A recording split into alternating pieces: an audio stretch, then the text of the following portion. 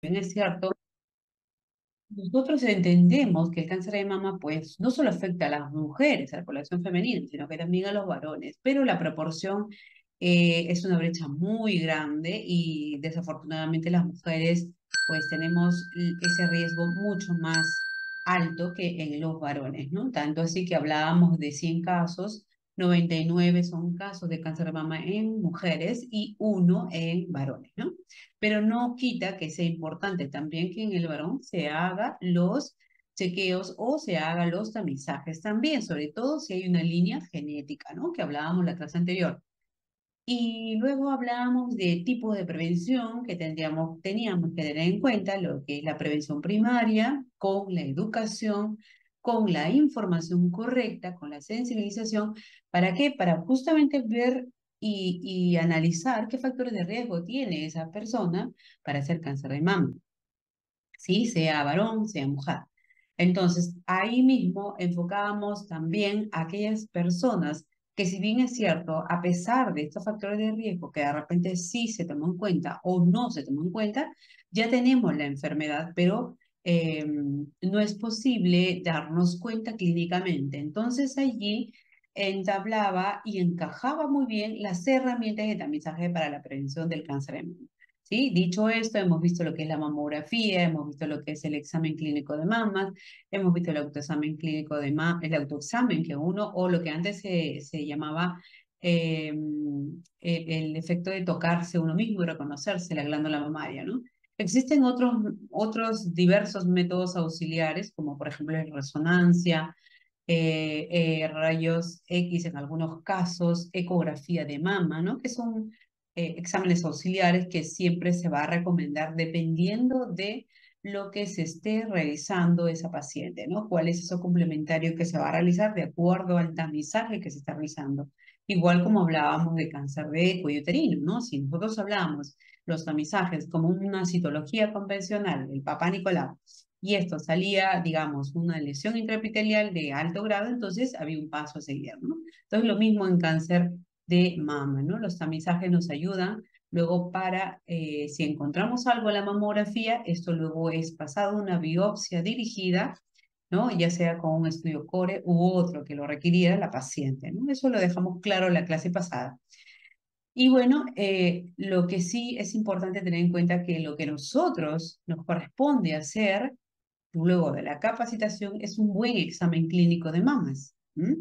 Y también cómo interpreto yo la mamografía, pero cómo también yo reporto mi examen clínico de mama. Esto quiere decir que si yo hago mi examen clínico de mama, ¿no? Y a la paciente le explico, luego vamos a hacer la inspección, perdón, el examen clínico de mamas, el SM, tanto en la primera parte que es solo inspección y la segunda parte que es palpación.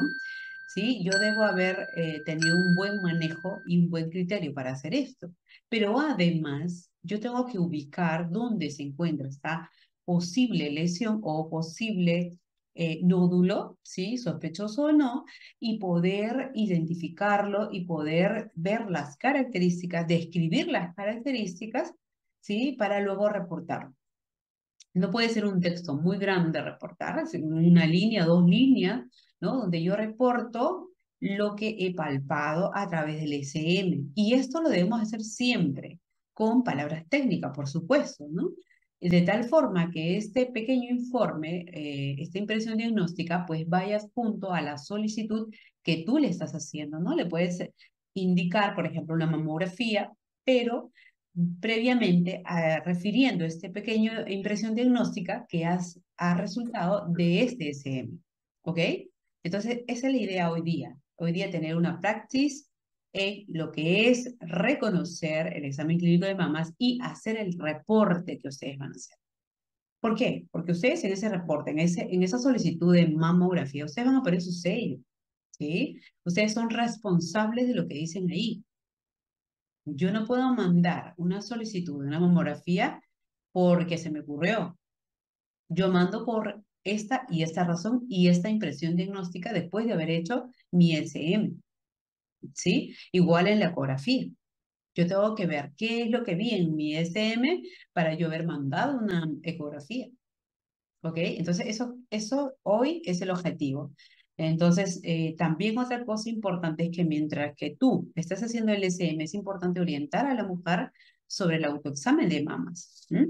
Porque esta herramienta nos sirve un poco para que la paciente acuda al establecimiento antes de que esta lesión sea visible clínicamente para ella, ¿no?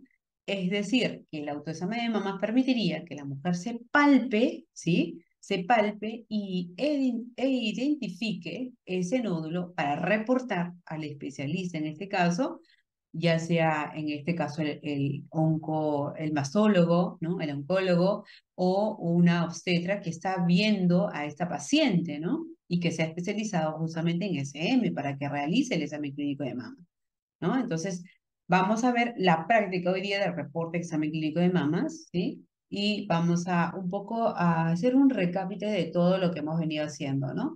Recuerden que en lo que es examen de clínico en examen de mamas y en los tamizajes de la mamografía, ¿No puedes traer de este lado, los chiquititos? hemos visto que cada Ay, no, día no, no. hay un riesgo, hay un riesgo, ya, tratemos de mantener el audio apagado para no interrumpir, por favor. Hemos visto que 1 de cada 8 mujeres puede padecer la enfermedad y hemos visto que las causas no solamente son genéticas, sino que pueden ser esporádicas. Entonces esto tenemos que tenerlo en cuenta porque cualquiera de nosotras, profesionales o no profesionales, podemos tener el cáncer de mama, ¿sí?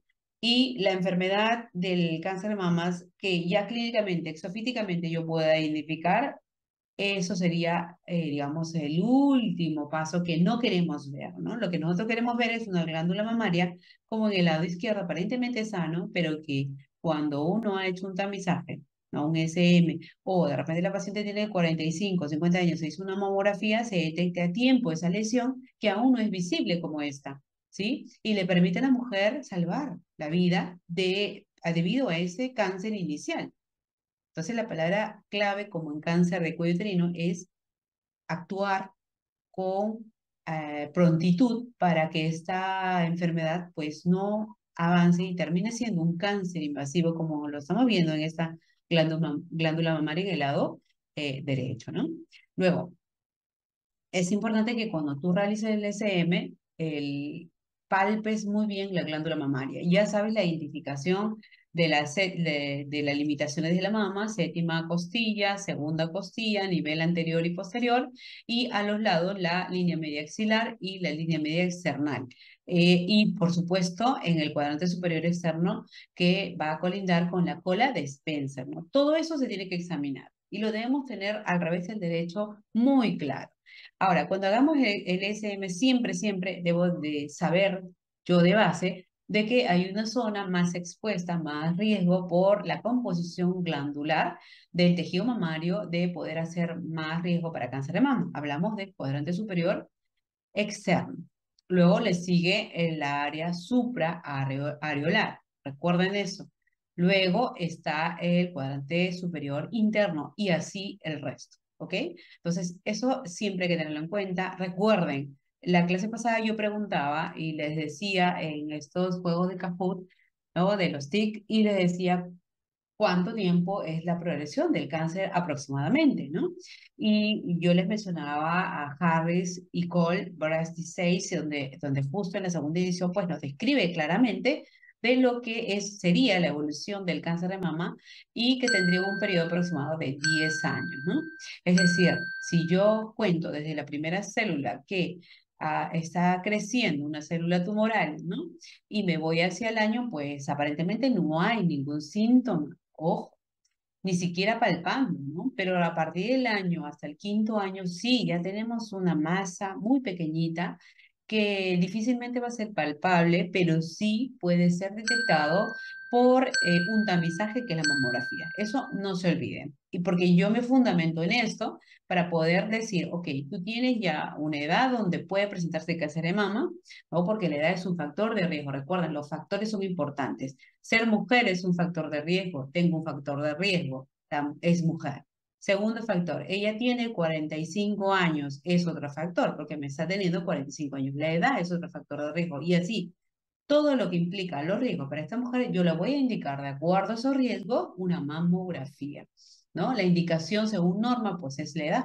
A partir de los 40 años, la mujer se debería hacer, ¿no? Una mamografía. Y también tiene justificación y sentido mandar una mamografía, porque recuerden, entre el año aproximadamente y los 5 años de evolución de ese pequeño nódulo, ¿no?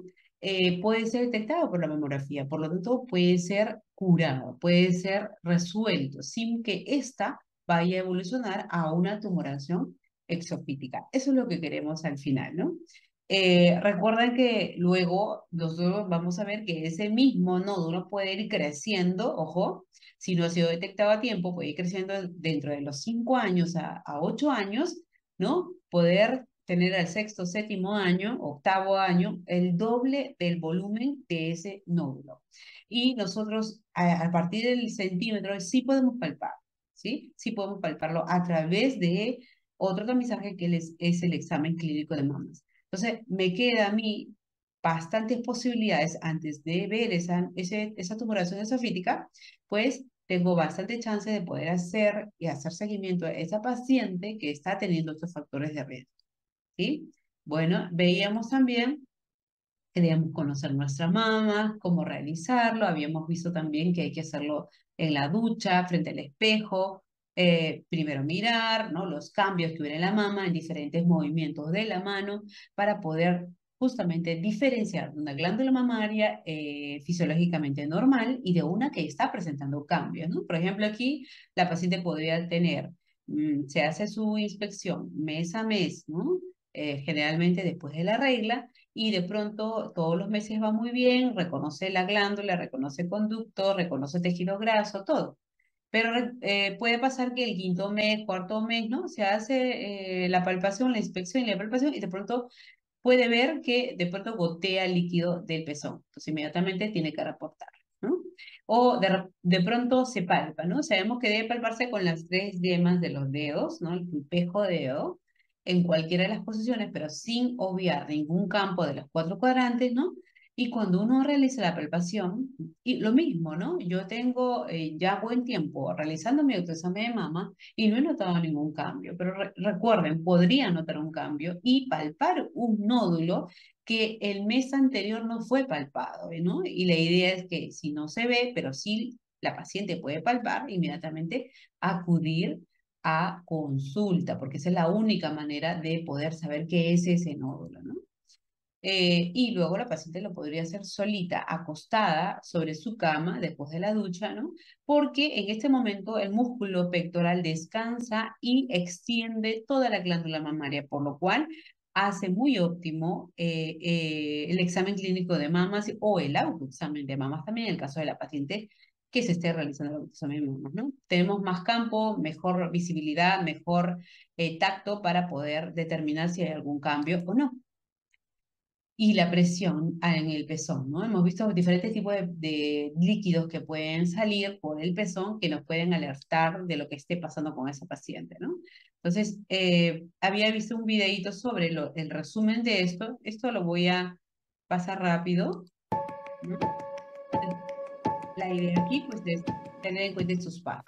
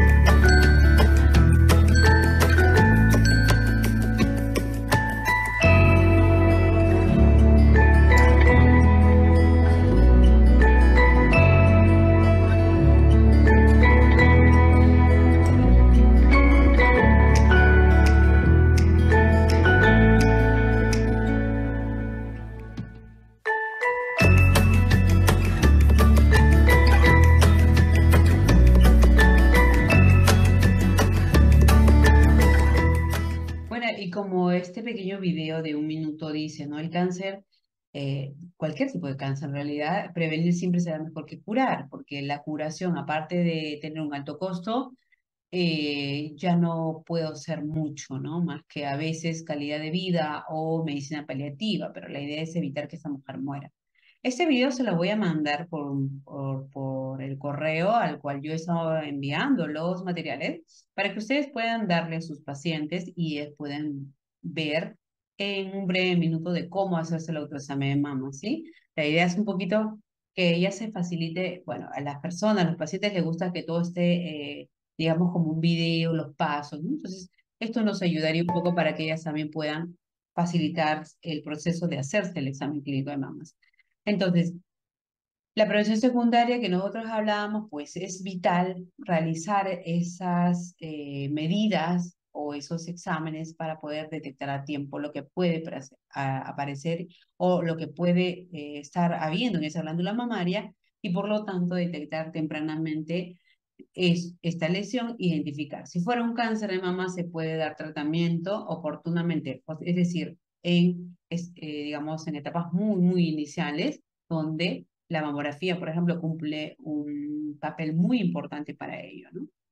Siempre vamos a recordar que dentro de todas las acciones que estamos haciendo, tener una alimentación balanceada, y no hablo de dieta, ojo, sino una alimentación balanceada, y que sea rica en fibra, alta en fibra, nos ayudaría mucho en los estilos de vida que debemos mantener para evitar esos riesgos en cáncer de mama, ¿no?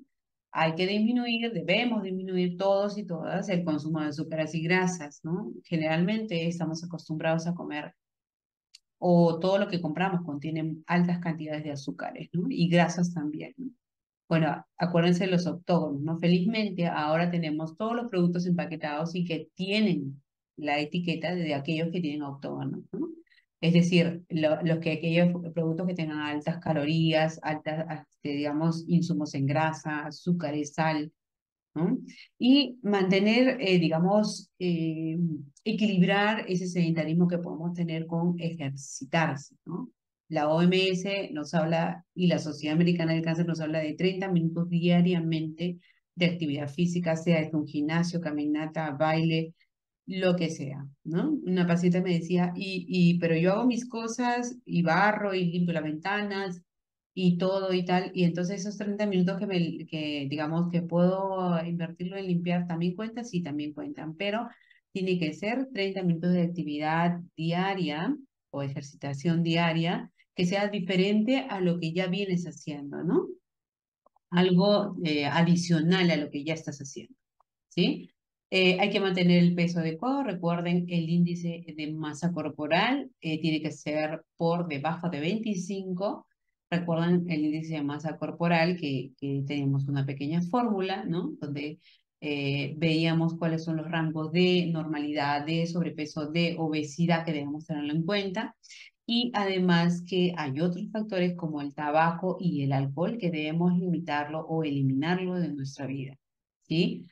Los estudios son múltiples que avalan que pues sí es un factor de riesgo para cáncer, ¿no? De mama y en otros casos también, ¿no? En el caso del cigarrillo, por ejemplo. Hay que realizar una autoexploración, seamos profesionales, seamos pacientes o cualquier persona, incluso en varones, la exploración debe ser mensual. A partir de los 20 años yo debo autoexaminarme las mamas, haber explorado mis mamas, haber visto mis mamas, haber tocado mis mamas, ¿no? Y esto se sugiere hacerlo luego de la menstruación, puede ser quinto día, por ejemplo, ¿no? Hay que realizar siempre anualmente un examen clínico de mamas. Esto facilitaría mucho para el descubrir de cambios que pueden estar pasando, sobre todo en aquellas pacientes que tienen varios factores de riesgo como ser mujer y la edad, ¿no? Por ejemplo, podemos tener mujeres de 45 a 50 que aún no se han hecho mamografía, ¿no? Entonces tenemos que identificar cuál es el factor riesgo e indicarle, después de haber realizado el SM, una mamografía, dependiendo del riesgo que tiene.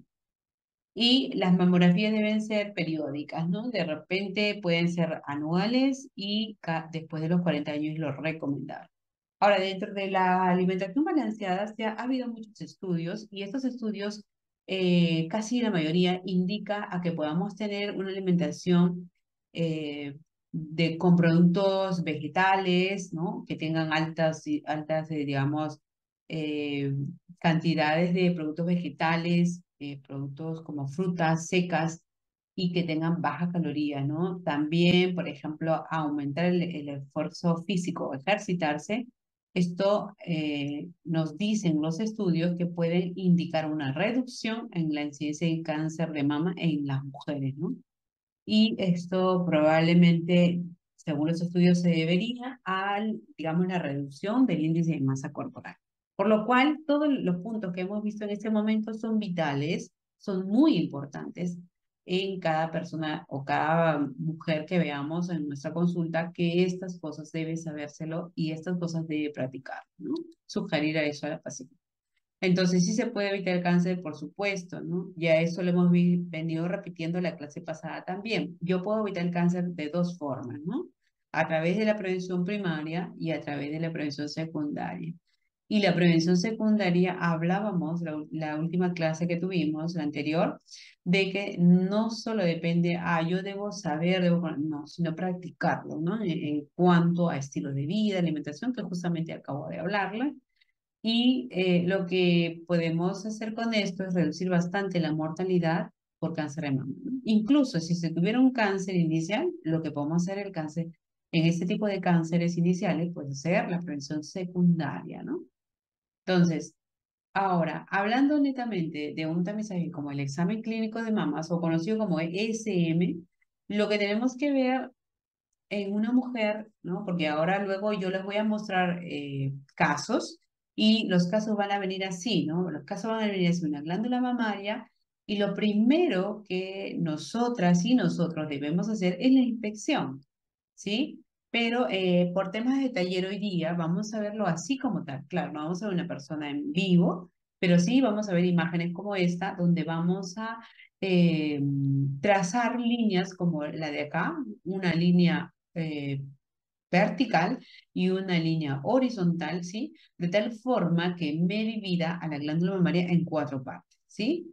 Siendo cada parte un cuadrante, ¿no? Por ejemplo, el lado 1 sería el cuadrante superior, porque es arriba, interno, porque está cerca a la línea external. Y la número 2 sería el cuadrante superior externo. Ahora ustedes, el número 3, ¿qué cuadrante sería? ¿Qué cuadrante? A ver, si las leo, sería el cuadrante inferior interno. Y esto es fácil de saberlo porque está justo a la línea media axilar. No, perdón, línea media external, ¿no? Inferior e interno, por supuesto, ¿no?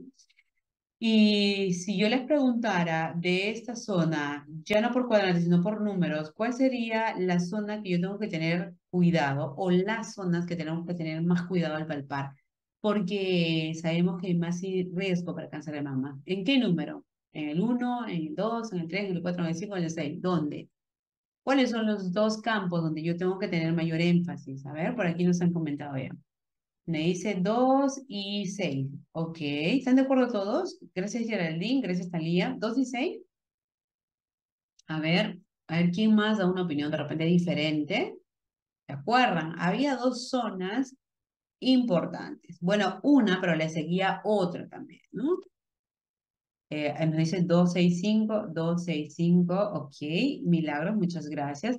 Efectivamente, vamos a ver que la zona 2 es el cuadrante superior externo. Geraldine, 2 y 5. Ok, muchas gracias Geraldine por la aclaración. Exactamente, ¿no? Entonces tenemos el cuadrante superior externo que sí o sí, el 50% de los casos se da en esta zona.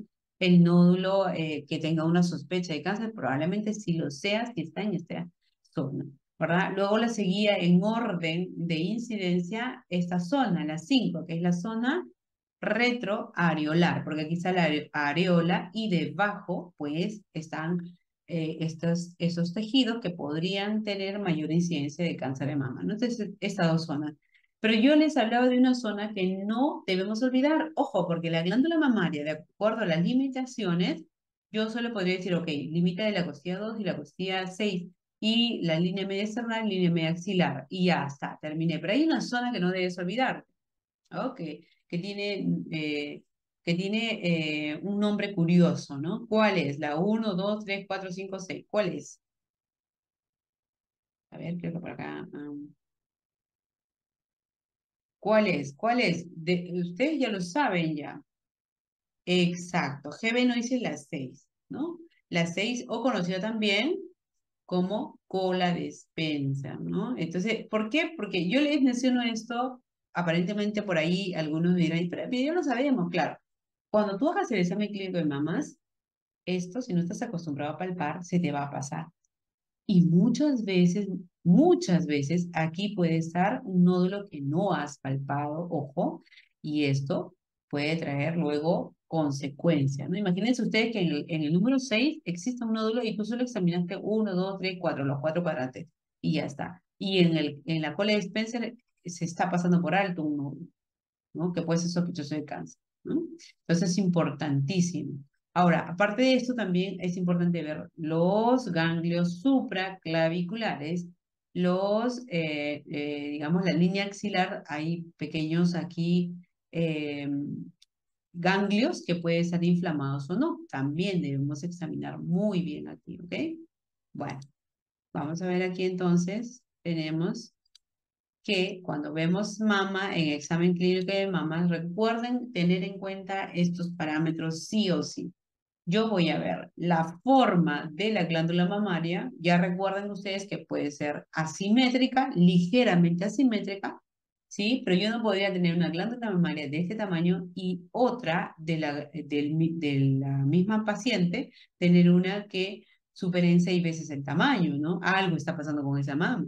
Pero si hay una discreta asimetría, pues eso es normal, ¿no? Entonces el tamaño es una característica que yo debo tener en cuenta en la inspección y en la palpación, ¿sí? Entonces, tenemos como primer criterio cuando observamos a más mamas es el tamaño. Segundo, ¿cómo es esa forma y ese contorno, ¿no? ¿Hay hundimiento de esa piel o no? ¿El contorno es uniforme?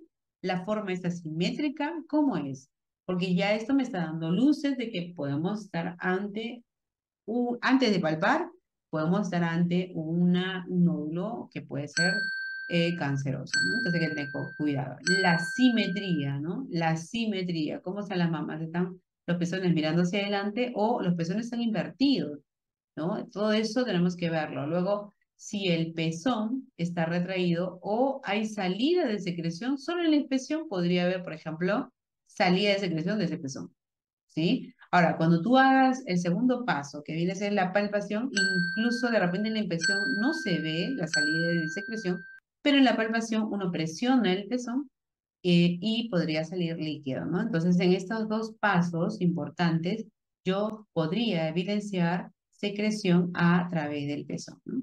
Ahora, si yo veo en el examen, sin tocar, un pequeño hendidura, una pequeña hendidura, un hueco, ¿no? Una retracción, una deformación de la glándula misma, entonces probablemente esto sea un indicio de que ahí hay una masa o un nódulo, ¿no? Que sea probablemente sospechoso. Digo probable porque no necesariamente va a ser así.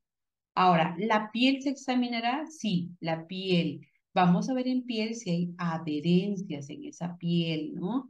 ¿Y por qué es importante las adherencias? Porque podríamos estar hablando de un nódulo de características cancerosas, ¿no? Ahora, si yo veo una masa visible, definitivamente la voy a tener que notificar en ese informe que yo les hablaba. Hay un cuadrito que ustedes llenan todo y luego de llenar ese cuadrito, pues pasamos luego a decir en la impresión diagnóstica lo que estamos justamente viendo, ¿no? Palpando. Masa visible, yo veo, entonces lo describo, puede ser un nódulo, ¿no? Nunca describan como tumor, ¿ya? Porque la paciente se puede poner muy ansiosa y no sabemos qué decisiones podría tomar debido a esa ansiedad, porque podría googlear, podría alarmarse, ¿verdad? Entonces hay que hablar de nódulos. Es un nódulo, ¿no?